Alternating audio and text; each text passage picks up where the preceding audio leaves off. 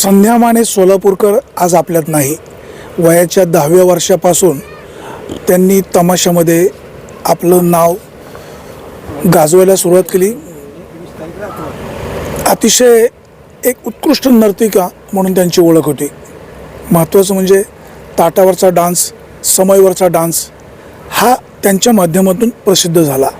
त्यांच्या निधनामुळे तमाशा पंढरीमध्ये आणि तमाशा जगतमध्ये एक शोककळा पसरलेली आहे.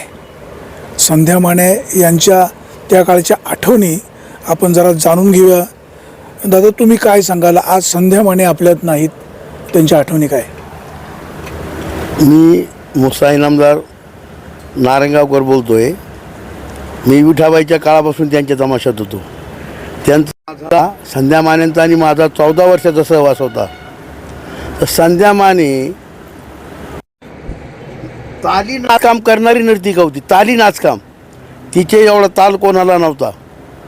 जो आता तुमच्या यांनी पिक्चर काढला ताल असे ताल मिला, केवळ संध्या मानेवरूनच तिने तो काढले ताल.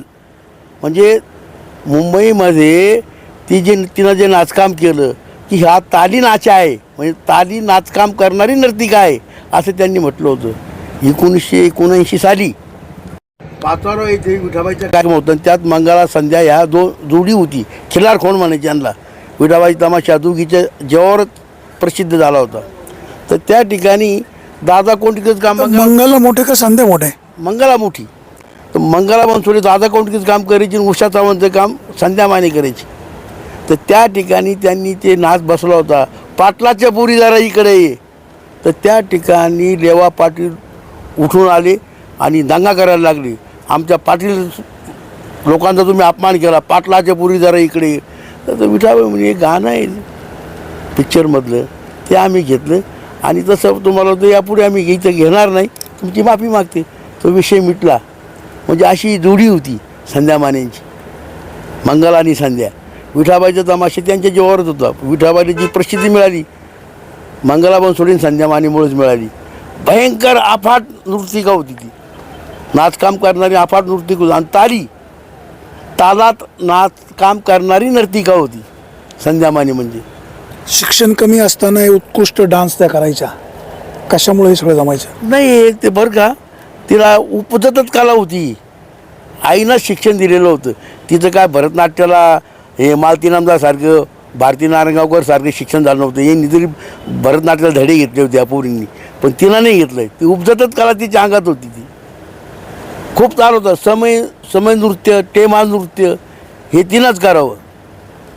पहिलं समय नृत्य तिनंच तमाशा क्षेत्रात आणलं संध्या मानेने. आणि वर्तणूकही खूप चांगली होती. दैनंदिन जीवनात वावरताना अतिशय काटकसर करून वागत होती. काटकसर खर्च करायची. आता तिचं माझं जे 14 वर्ष सहवास होता त्यावेळेस मी संपूर्ण तिला जवळून बघितलं संध्या मानेला. कला तर तिच्या अंगात होतीच, परंतु वागताना प्रपंच करताना काटकसर बी फार तिच्याजवळ होती. सर्व गुण होते संध्या मानेमध्ये. आता ती अल्पवयात गेली, माझ्यापेक्षा खूप वयाने लहान आहे ती. तिथं जे पेपरला काही 70 आलं 72 चुकीचं आहे. 64-64 वर्ष वय आहे, जादा नव्हतं. आता संध्या, मालती, मंगला ह्या 3 बहिणी, हो तशा 3ही आपापल्या क्षेत्रामध्ये हुशार. मंगलाताईंचं एक वेगळं पण आपल्याला माहिती आहे, मालतीताईंचं वेगळं पण माहिती आहे, संध्याताईंचं पण नृत्याबद्दलचं एक वेगळं नैपुण्य असं त्यांचं काम राहिलेलं आहे. तुम्ही तिघींमध्ये काय फरक सांगाल? नाही, संध्या माझी म्हणजे नृत्यकला क्षेत्रातील निपुंग, नृत्यकला क्षेत्रात अग्रेसर. म्हणजे सगळ्यापेक्षा, मंगलताईपेक्षा आणि मालती नवरपेक्षाही सरस. नृत्य संगीतात 1 नंबर. तिथं हात कोणी धरणार नाही. मालतीताई नाचकाम करते पण संध्या मानेची खाली. आणि संध्या मानेला गाता येतो तो मालतीताई स्वतः गाऊन नाचते. एवढंच फक्त त्यात वैशिष्ट्य. मंगलताई गाऊन नाचते, तसं मालती नंबर गाऊन नाचते. संध्या मानेला गाता येत नव्हतं, पण नृत्य संगीतात 1 नंबर होती. अतिशय गरिबीमध्ये काबाड कष्ट करून तमाशाचे फड वाढवले, नावारूपाला आणले. आईचा पाठिंबा निश्चित होता, परंतु फार काटकसरीने प्रपंच चालवला.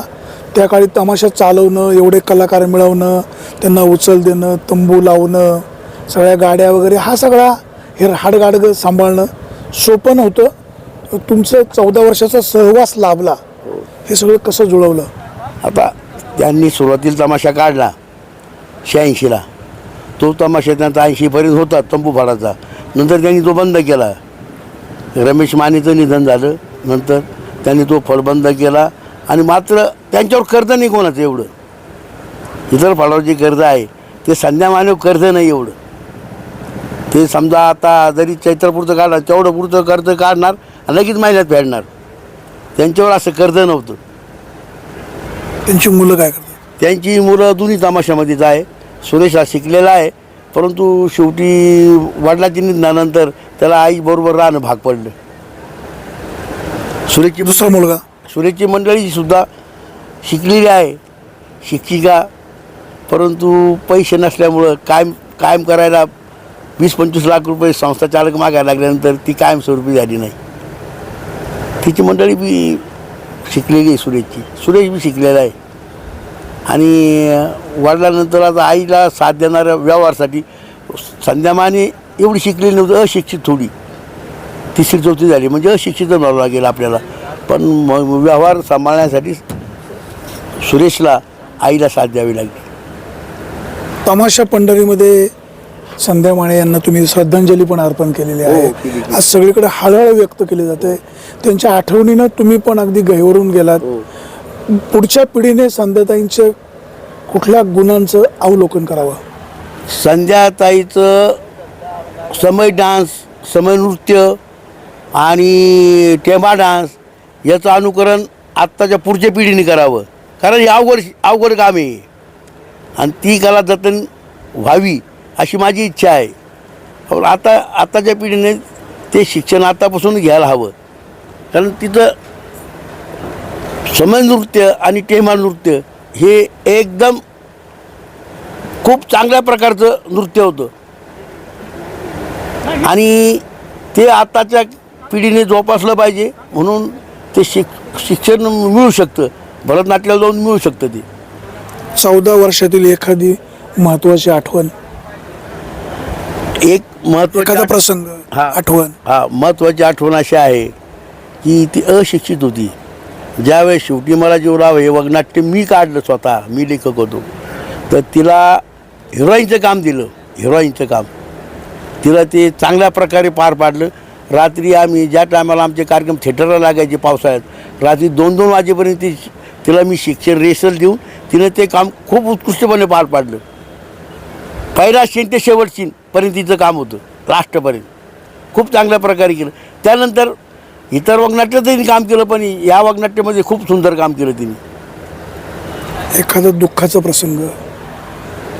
दुःखाचा प्रसंगाला ज्या टायमाला ती शेजारीचं लग्न होतं, ती मुली लग्नाला गेली आणि लग्नामध्ये तिचा ॲक्सिडेंट झाला. हे पाय गळ्यात आले होते. मग ते ऑपरेशन वगैरे झालं आणि पाय सळ्या वगैरे टाकल्या. ऑपरेशन सक्सेस झालं, सगळं काही झालं. 2-3 वर्षांची नाचू लागली. पुन्हा पाया सळ्या असताना सुद्धा तिनं समय डान्स केला. हे फार सांगण्यासारखं आहे. ज्यांच्या पाया सळ्या ती समय डान्स करू शकत नाही, पण तिला केला, समय डान्स हा केला. हे घेण्याजोगं आहे. पाया सळ्या असताना समय डान्स करते म्हटल्यानंतर फार मोठं काम आहे, ते अवघड काम आहे, पण तिनं ते काम केलं. आणि तेवढंच मी तिथं दुःख बघितलं. कोणतं ॲक्सिडेंट झाला, तो लग्नाला गेली शेजाऱ्याच्या आणि ते गाडीचा ॲक्सिडेंट झाला. त्यात हे पाय गळ्यात आले होते, म्हणजे संपूर्ण मोडतोड झाली होती पायांची, पण ती डॉक्टरांनी ऑपरेशन करून सक्सेस केली. पायात सळ्या होत्या अजून, तरी ती समय डान्स करतच होती. संध्याताई माने यांचं कर्तृत्व, नेतृत्व सगळ्यांना माहिती आहे. अतिशय अशिक्षित असताना देखील उत्कृष्टपणे समय डान्स करणं, ताटावरचा डान्स करणं, वगामध्ये चांगल्या प्रकारचं काम करणं, सगळ्यांना सोबत घेऊन काम करणं, स्वतःचा फड चालवणं ही तेवढी सोपी गोष्ट नव्हती.